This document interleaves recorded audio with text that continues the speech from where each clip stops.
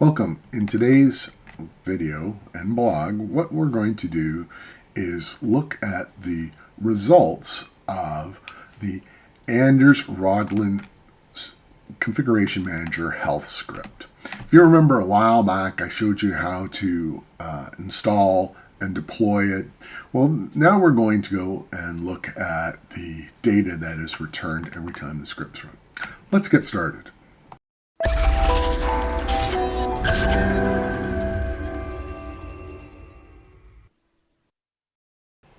So this video and blog is a slight departure from my set. Normally I do a lot of step-by-step. This one is going to be a little bit more abstract. I'm going to show you how to do things, but at the end of the day, you're probably going to want to customize this yourself. So what I'm trying to do is give you the tools to do this. So the first thing I want you to do is to, once you've got the script installed and the data returned, I want you to go off and review it. There's two tables associated with the client health script. There's the configuration script, which isn't overly exciting, and then the clients. This is where all the data comes in. So let's start by looking at the data itself. So I'm just going to run the results here, and we can see that there is a number of really interesting pieces of data in here.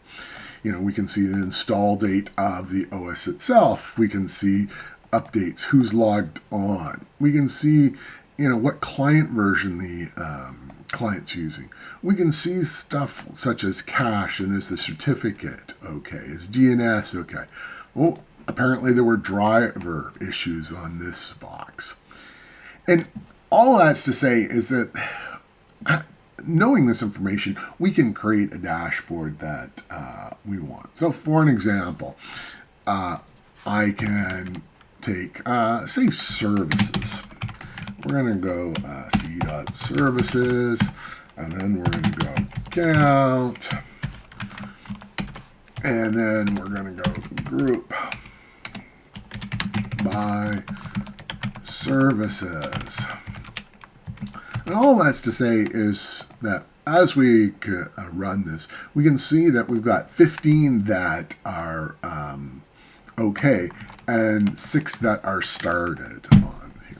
So we can see how this is starting to come out to be a dashboard that we're going to want to create.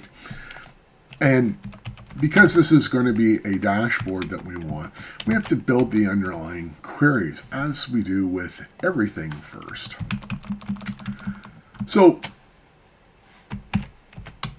again, my point being is I'm not going to go through and show you all of the interesting pieces of data in here. I mean, you notice that my environment's got 21 devices listed in here. And we can see the manufacturer and all the rest of that fun stuff on here. And ultimately, one of the things that makes sense is that we do, I like to do an SSRS dashboard. This way I can put it into my configuration manager reporting point and have it show all the details. The thing that you're going to notice is my environment, my ConfigMan database, and the client health script are within the same SQL instance. So there are some tricks that I can do to access the configuration manager data. So I'm just going to show you one of those tricks.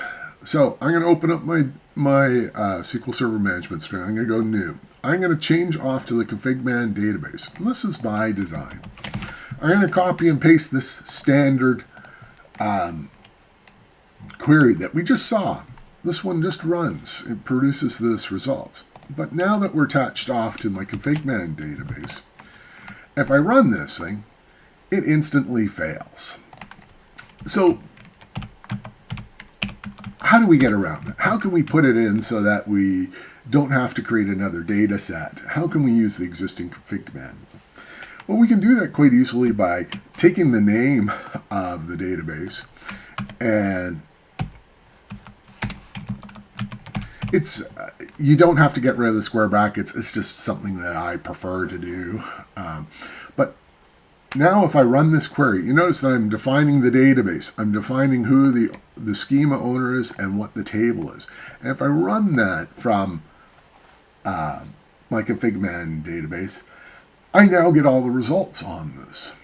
And this is where we can write our queries to create a dashboard for every little bit of this information. But by defining off the server, the database name on the whole scenario. Now I let it slip there. What if your client health database is not on the same place as where your configuration manager database is? You could use something called a link server, and in the link server you would use a 4-part name. Go look for my blog on doing four-part names. It will allow you to put the server name, database name, schema, and owner. Now, part of the reason why I was doing all this is, let's go look at, let's go name 0, 0 from d_r_system. And if I run this query, what you'll notice is that there's 24 computers in there. So what would be really interesting to see is, how do I find out which computers are in Configuration Manager that aren't in the client health script? And using this trick above, what we can end up doing is getting, we can query the database. So if we take the host name up here, again, it's just a thing for me to get rid of the square brackets. But if we run that, we've got that results.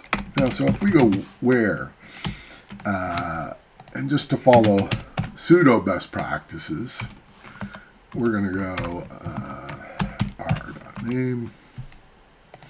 We go r.name, not in bracket, and then and your script. So what this is allowing me to do is say, find me everybody who's in the R system view that does not also exist in the SCCM client, the client health database. And when I run this, you can notice that there are 4 servers that do not have data in here. So again, this is a great way for me to set up a dashboard that says, show me everybody who's in the client health, who's not in the client health. And therefore, I can go off and do an action on that. And similarly, I can do the inverse of all this. I'm not quite, didn't run this one before, where c dot hostname not in this one. So I actually don't know what we're going to see for this, so let's go see. Oh, we've got 1. Apparently my domain controller is in the client health database, but not in Configuration Manager. And I believe that is an old DC that I've since decommissioned. But then you can see how this would work for doing into a dashboard on the whole thing.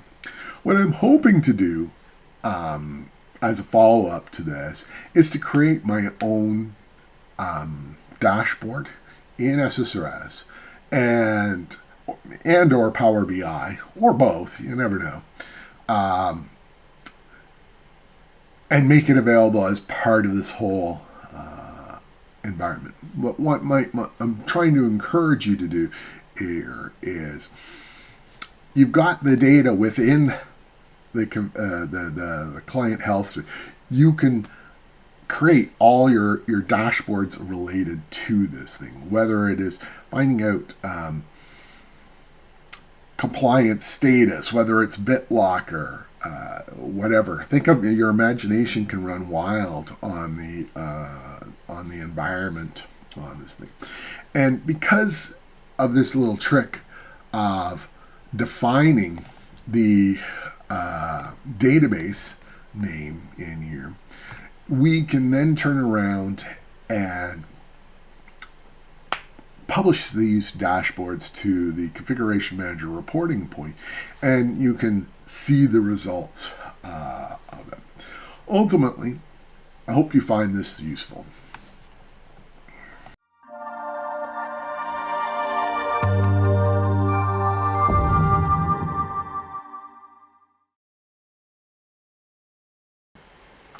Again, I'd like to remind you to subscribe to this YouTube channel. This way you can stay up with the latest content on it. And as always, there's a companion blog on the Ask Our site. Go check it out and subscribe over there so that you get both videos and content at the same time. Until next time.